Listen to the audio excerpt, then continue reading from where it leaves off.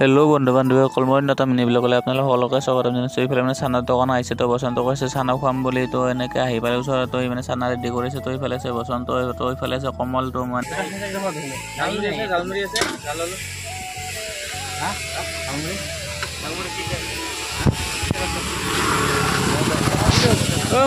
মুড়ি কাটিছা, মুড়ি দিবা না কেইটা?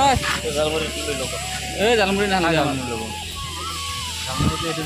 জালমুড়ি কে খাইছা তই? চুকুটি মাতি কমল 20 টকা হ'ব। কেইটকা দিলি তই? বনাও হা? ঐ কেইটকা দিলি তই? 10 টকা। 10 টকা জালমুড়ি খাম। জালমুড়ি নাখাং, এই কেলা মই মুড়ি দিবা, মুড়ি বেয়া পাওঁ। কমলে তো খাই যা। আলু থাকব না?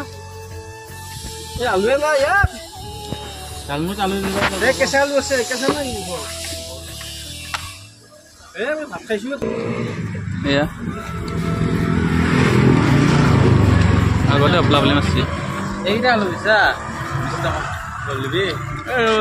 এই ভালো হোৱা নাই না কমল, আধা দিয়া নাই আলু। মুড়িৰ কাৰণে ইমান ঠিক লগা নাই মই। আলু দাদা মুড়ি দিছ কি যায়? মুড়িৰ কাৰণে ভাল লগা নাই।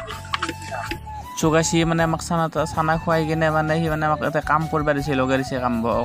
কমলে মানে ইকা দি আছে। তো এইফালে মই মানে ইকা পাৰিছোঁ তলত, মছলা চছলা দি কিনে ই নিজে ঠিকা লৈছে। ঠিকা লৈ কিনে আমাকহে কাম কৰিব দিছে। তো আমি এতিয়া এখন ৱাল গাঁঠি আছোঁ। তো আধা গাঁঠা ওলাক আৰু গাঁঠি আছে 10 ইঞ্চি ৱাল গাঁঠি আছোঁ এতিয়া বৰ্তমান।